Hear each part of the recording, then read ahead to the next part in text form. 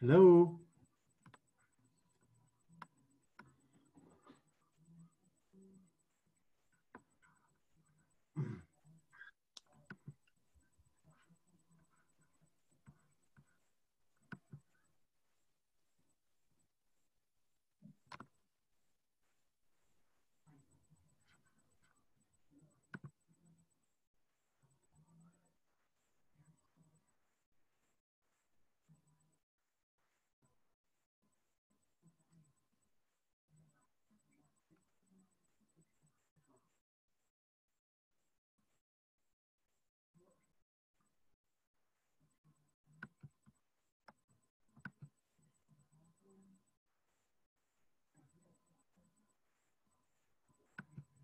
Hello.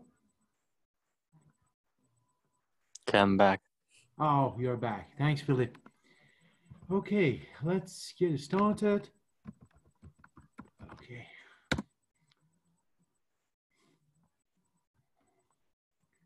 Let me also. Who else is back?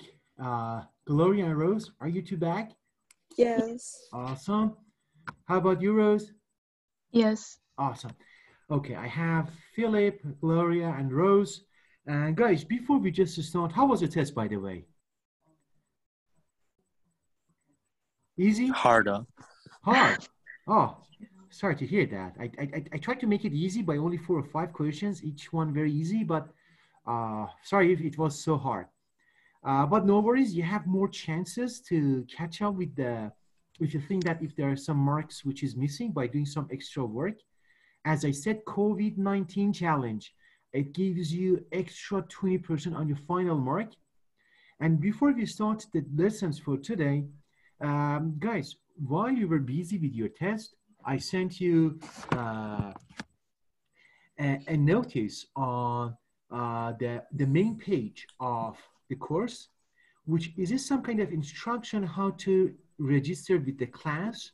I have created a site which is called Science Club for our class and also for the advanced function class.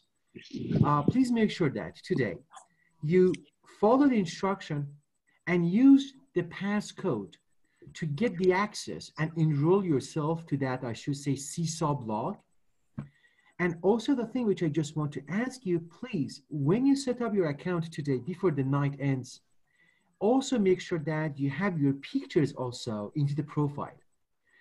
Because I have to see, because you are joining the other classes, because I have to make sure that who is who. Then that's why I'm asking, if you don't mind, just put the profile picture of yours. And the second thing is that, as I said, the purpose of that science club is that every week I give you one topic which relates to once in, for example, designing a bridge or how the brain works, which involves an equation in the math. You do not need to solve it, but the purpose is that you see that where else you can find these kind of applications. For example, how the brain, how the mathematics is used when the brain works, when you think how the mathematics is modeled to represent that neural activity. That's the purpose. And you have to write about that in one page and post it at the end of each Sunday. And each one marks 5% of your total mark. Okay? Okay. Awesome. Then please make sure that today you enroll in that, I should say, class. And as I said, I repeat, the main purpose is that you see how math is around you. If you want one day, you may find yourself interested to become a neuroscientist, to become a doctor, or to become, for example, an engineer. You see these applications everywhere. Then. Okay. And if you have no questions, I have to share my screen because for today's, we have to do some plotting. And for the plotting, the plan is that we do some investigations with some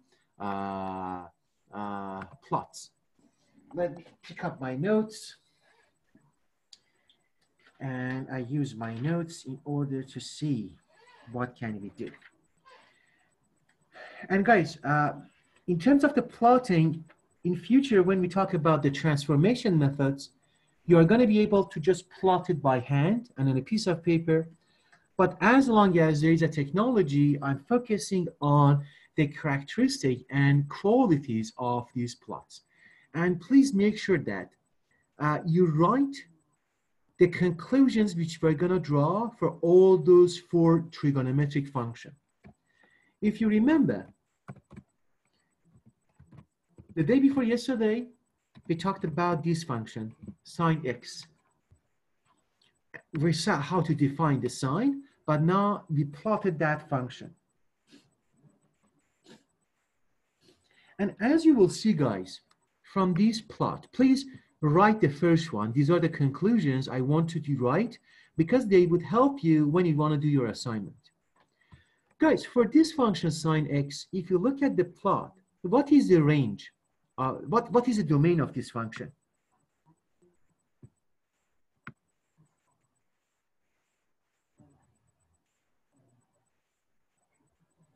What is the domain? I mean, what kind of x's are acceptable?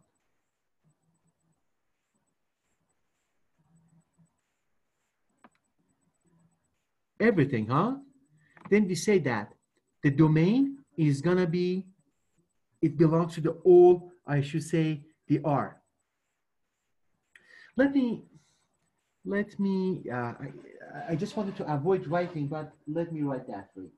Let me pick up my, give me 1 second, I bring my stuff.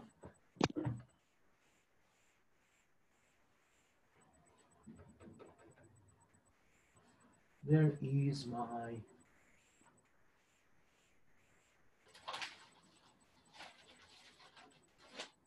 oh, there it is. I have to stop sharing, then I'm gonna use my writing stuff, writing materials.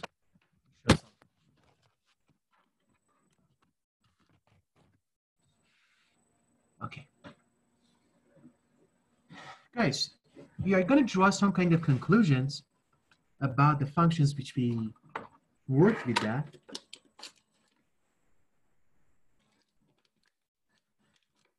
If you look at the plots, the function which we discussed, it was this one. Guys, the light is fine. We said that the f of x, which is a single variable function, if this is represented by the sine of x. Do you see that? The light is good? Okay, for this one, we talked about the domain. We are going to draw some characteristics of this function. The domain of this function, D, it is all the x's which belongs to the R. You see the domain is the R. Any number, you can just feed the function with any number and the function works. It has no special diets. It takes Coke, it takes Diet Coke, it takes pizza, it takes everything. Then the domain of the sine function is essentially this x, the argument in front of the x. But also remember that in future, maybe I come to ask you, for example, as an example, what is the domain of this function? As an example, I'm going to write this one here. EXP means example. I say the function y equals to, let's say, for example, the sine of square root of the x. You see this, guys? Yes? Then when you look at this function, you see there is a difference. We had the sine. I have the sine here. But the argument there, it was x. But the argument is the square root of the x. These two functions, they are different in terms of the domain of these two functions, right? If this is sine of the square root of the x, what do you guess is going to be the domain? What kind of values you can just put instead of the x and the function doesn't die? It doesn't vomit. It doesn't go to the hospital. It's greater or equal than 0. That's so true, because you will see that the square root of the x, you have to look at the argument, and the argument should be defined. The argument is the square root of the x. And you know, in these cases, x has to be always greater or equal to 0. Then the domain is gonna be all the x's belonging to the R. However, x has to be greater or equal than to the 0. Makes sense to everyone? Any questions? No. No? If no, let me also again share my screen to plot that function for you on the Desmos, then to see how it looks. Look at that. This is the function. You have my screen. You see my screen? Yes. You see that this function, the x, if the x is going to be the horizontal axis, it's everywhere. You see that the x takes anything.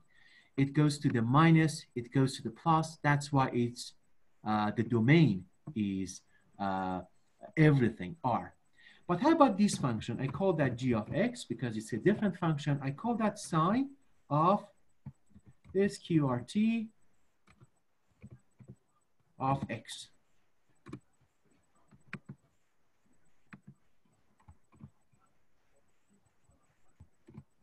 Guys, and now look at this function. This function which I plotted is in blue. And compare that to the sine of the x. Sine of the x is a function which is red. You see that this is everywhere. But the blue function, which is the sine of the square root of the x, you see that this is only defined to the right side of the 0, which is the x is just positive. You see that, guys? Yes, everyone? Yes. You see how this function is beautifully graphed. And now this is the sine of the x. You see sine of the x is everywhere, but that function is along the x-axis. Any questions? No. No. Great. And now, we talked about, I should say, the domain. And now I'm going to talk about the maximum value that it took.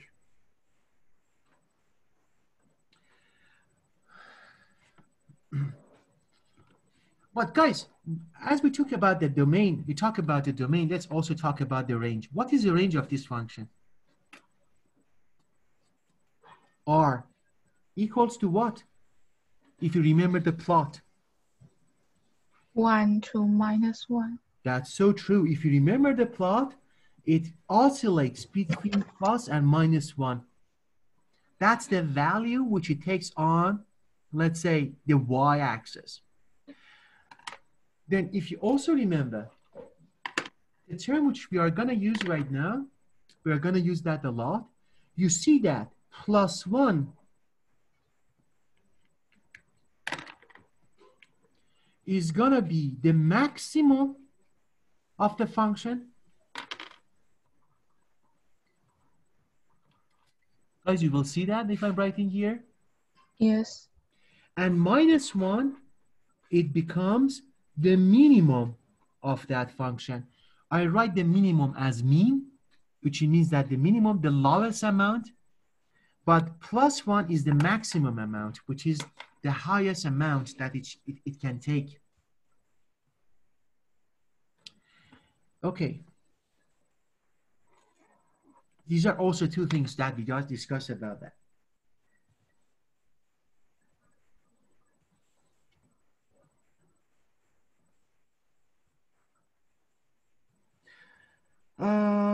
But also, as long as we're on the maximum or minimum, let's also talk about the other values that it makes the function minimum or maximum. Guys, if you remember the plot, let me once more share the screen with you.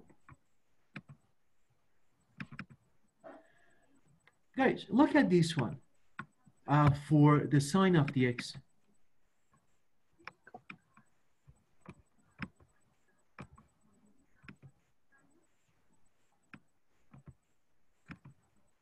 You see that, guys? It's the maximum which it takes, it's +1, but the minimum which it takes, it's -1, right? But you will see that when we have these maximum and minimums, these occurs at some points. For example, the maximum, which is +1, it's repeated at many different points along the x-axis. You will see that. Yes, you will see that if this is going to be the +1, the maximum, we have this one happening many times along the x-axis, correct? Or the minimum, which is -1, it happens along many different points in the y-axis. And now the purpose that we are going to do right now is that we are going to talk about where these points happen. And I want to talk about this right now. We are going to talking about different characteristics of these functions, and that's what we are going to do. In order to talk about that, I'm just going to again take you back to the concepts that we talked about that before, which it was having a Cartesian reference frame,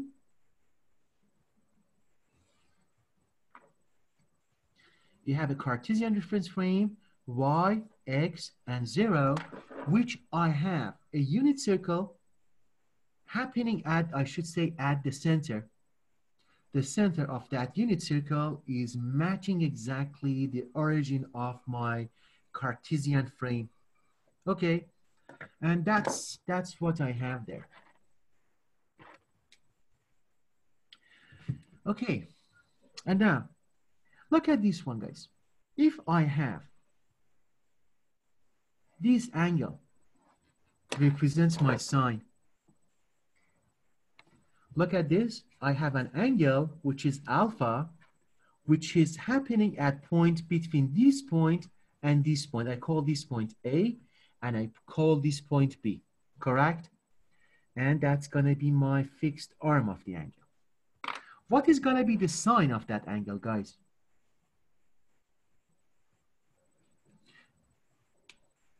The sine is very easy. You remember the sine is going to be the projection to the y-axis.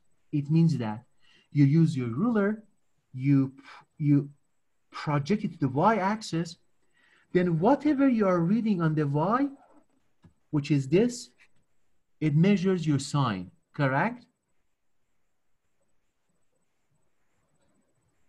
Correct? Yes. And now, if that's going to be the case, imagine that if my alpha, which is the angle which I'm talking about, is going to rotate completely around the unit circle, which it means that if you start at point B, then you, for example, this is Philip at point B. Imagine Philip is running around, I should say, on the circumference of this unit circle. Philip is standing on point B. He measures the y. He has a ruler tape. He measures what is the y. Yes, Philip? Then Philip decides to do not stand, to move. Then Philip decides to run along the circumference of my unit circle to go back again to the same spot that he was standing. What is the value of the y which he measures? Is it the same as the previous one? Yes? Because he's looking again at the same point, means that he's measuring the same sine. He measured the same y. Again, Philip decides to just walk around the circumference of the circle for more than 10 times and coming back again to the point B after 10 times running around the circumference of the circle. Again, he measures the same y because the unit circle and the Cartesian frame, they are fixed. The only thing which is moving, this is Philip, and that's Philip which is running around it. Philip, have you ever gone to a gym? Yes. Have you ran around the gym? And if you do that, if the gym doesn't move itself, if you make a full circle around the same spot which you were standing, you end up to the same place, correct? And that's what we used. It means that if alpha is the angle, the sine of alpha should be equal to the sine of alpha, but because Philip was moving, alpha was rotating, plus 2 pi, because 2 pi is the circumference, the radius of each circle which Philip did, times k. K can be any number. K can be 0, plus or minus 1, plus or minus 2, anything. Can be 0. It can be 1,000. It means the number of the rotations which Philip is making around the circumference of the circle. Then, guys, you will see that the sign of any function, it can have enormous, infinite number of the arguments which they have the same amount. Then we call 2 pi chi as a number which, if chi is 0, 1, or 2, or anything, it decides that you end up with the same ratio. And also you call 2 pi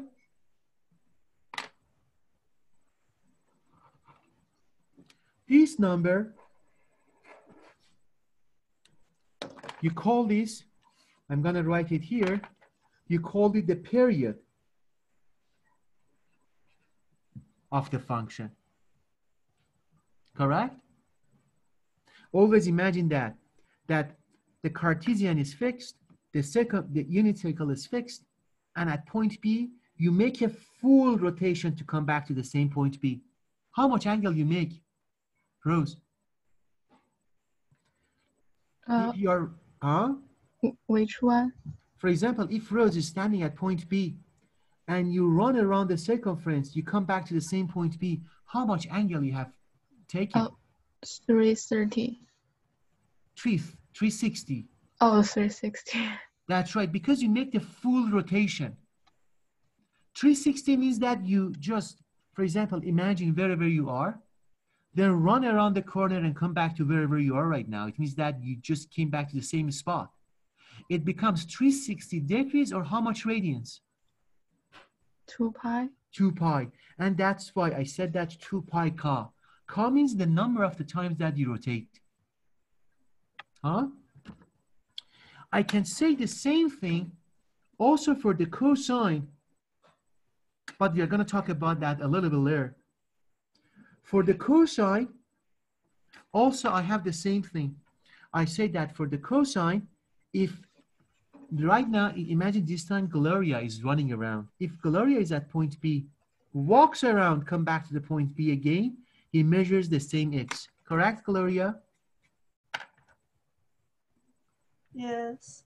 Then it means that the cosine of your angle, which is alpha, should equal to cosine of alpha plus 2 pi times k. Which again means that 2 pi is the period of the cosine function.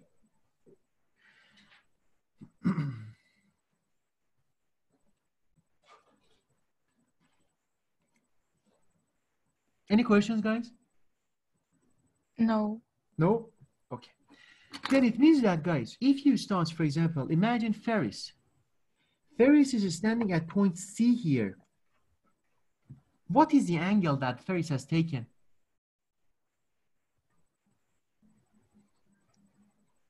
Pi over 2, huh? Right? Yes. If this is pi over 2, pi over, what is the sign of the pi over 2, guys?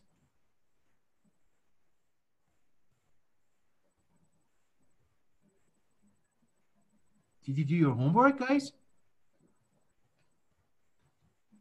Sine over pi over 2. Look at this. Sine of pi over 2. And pi over 2 is this angle. How much is the y? You know, based on the definition, the sine is this ratio. You say that you measure what is y divided by the r, the radius of that circle, correct? How much is the r in the unit circle? 1. 1. Then it means that it should be equal to y divided by 1 becomes y. That's what we defined. But what is y itself? Y itself is a radius, because it comes from here going all to the point on the top, which is 1 radius itself, which y is equal to 1 itself, correct? which you have to know that the sine of pi over 2 is always 1. The sine of 0, it's always 0. But the sine of pi over 2 becomes 1. Based on the definition of the sine. Then guys, if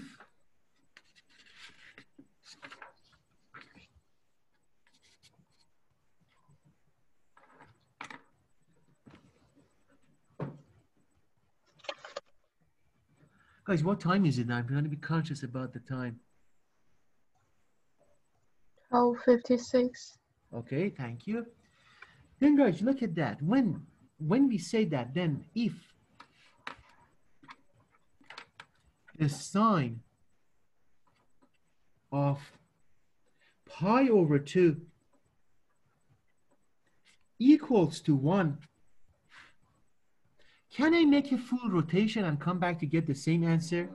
Can I say the sine of pi over 2 plus 2 pi equals to 1?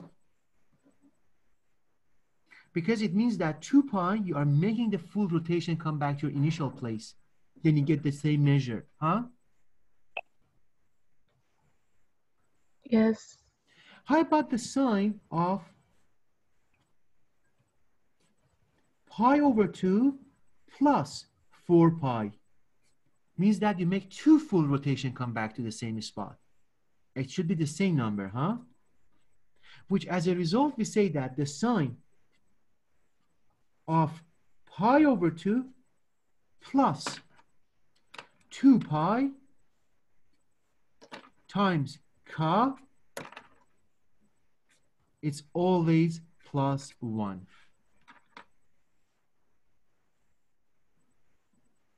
Correct? Yes. This is this one for the sine over pi over 2. How about this one, guys? I want to ask you, please find what is the sine of 3 pi over 2. How much is that? As a homework, do it now, please.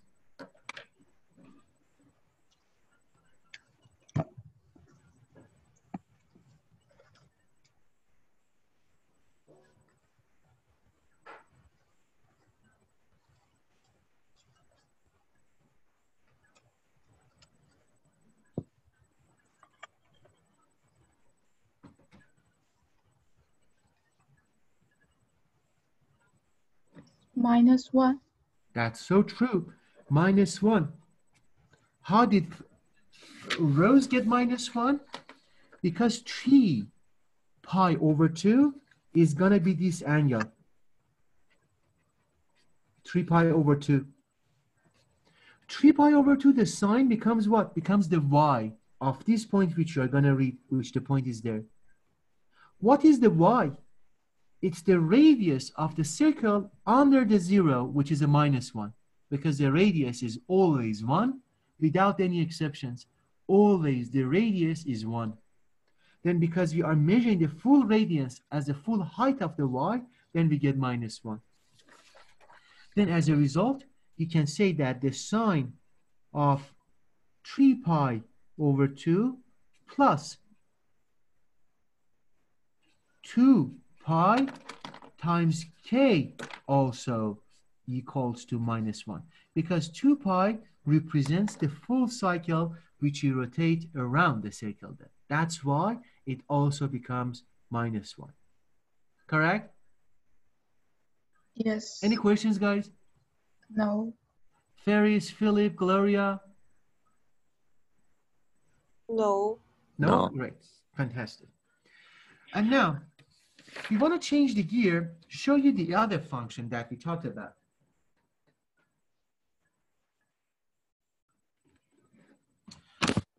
Function that we're going to talk about, I'm going to share my screen again with you.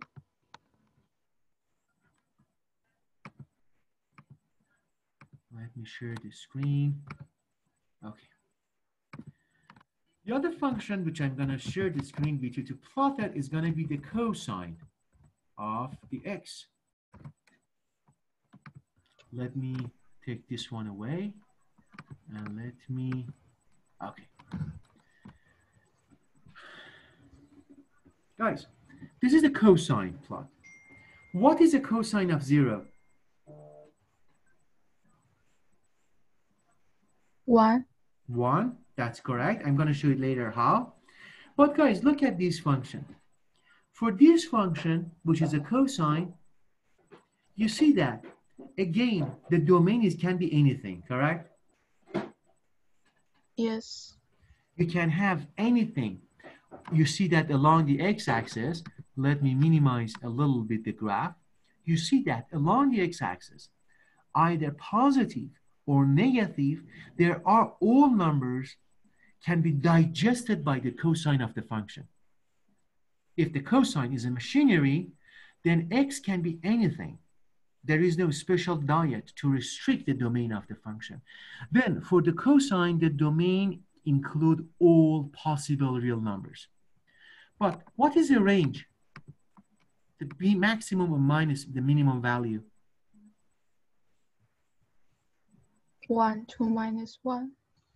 That's so true, because you see that the plot, even if I zoom out to see that, the value, the variation of the function which you get along the y-axis, it is only and only, as you will see, is confined in between two numbers. You see, it's either to +1 or it's either to -1. You see these 2 points? You see it at point equal to pi, the cosine is -1, but at point equal to 0, the point is the y is 1. And also the same thing.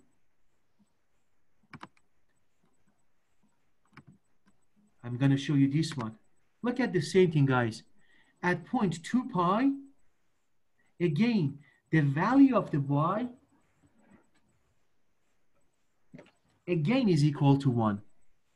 Which you see these guys, even though from the plot, not on the unit circle, that you see that the difference between the x0 to 2 pi is 2 pi, which is the period of this trigonometric function.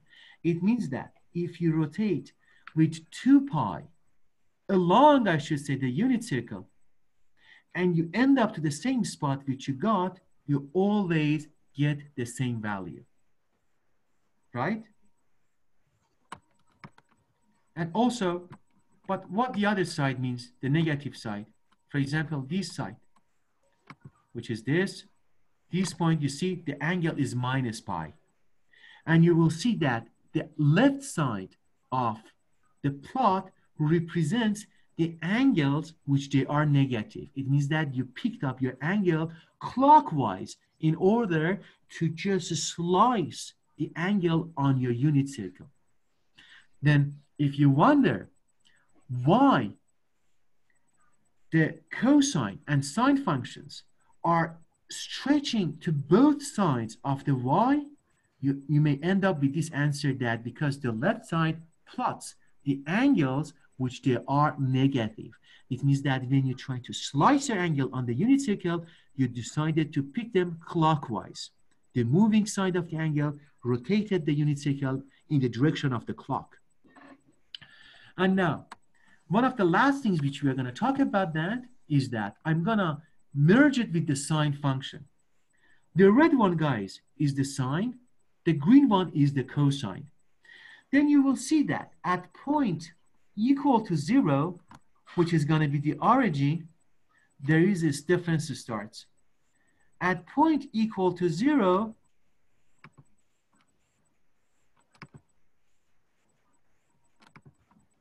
you see that?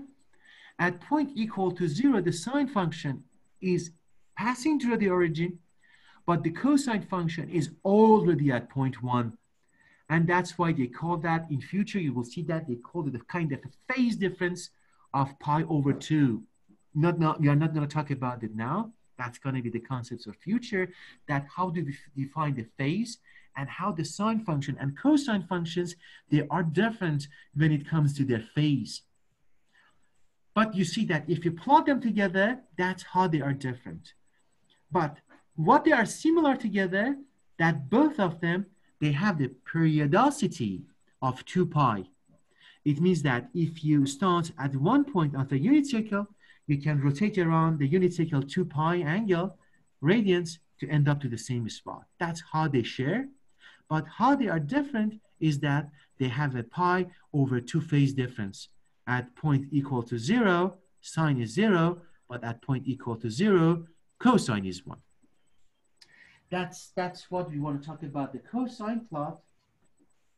And I think that's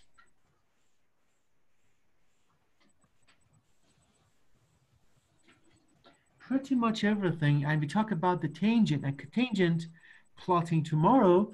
And that's going to be about the plots and how do they look like. And there's some elementary characteristic of them. Tomorrow also, we are going to talk about the even function and the odd functions, and to see that why do we call the sine functions an odd function. And that's what we're going to talk about for that tomorrow. But guys, please stay tuned. Today, I'm just going to post a homework for you. Then please do the homework. And remember, guys, if you do not submit your homework on Schoology, you are losing marks, because each homework maximum costs, let's say, sometimes 2% of your final mark. Then please don't forget the homework. They are crucial. And that's pretty much everything for today. Let me stop sharing the screen. And guys, any questions? No. Nobody has a question? Okay, how about Rose, Gloria, and Ferris? Any questions? No. No? Okay. How about you, Ferris? No? Okay. Then guys, please remember, check for your homework today and also make sure that you enroll into the Seesaw website, which I have sent you the notice. How to do that. Okay? Okay. Awesome. Thank you very much, guys. And please make sure that to have a picture of yourself, because I have to see who is who then. Then if you have no questions, see you all tomorrow. Bye. Goodbye. Goodbye, everyone. Goodbye, Rose. Goodbye, Gloria. Goodbye, Ferris.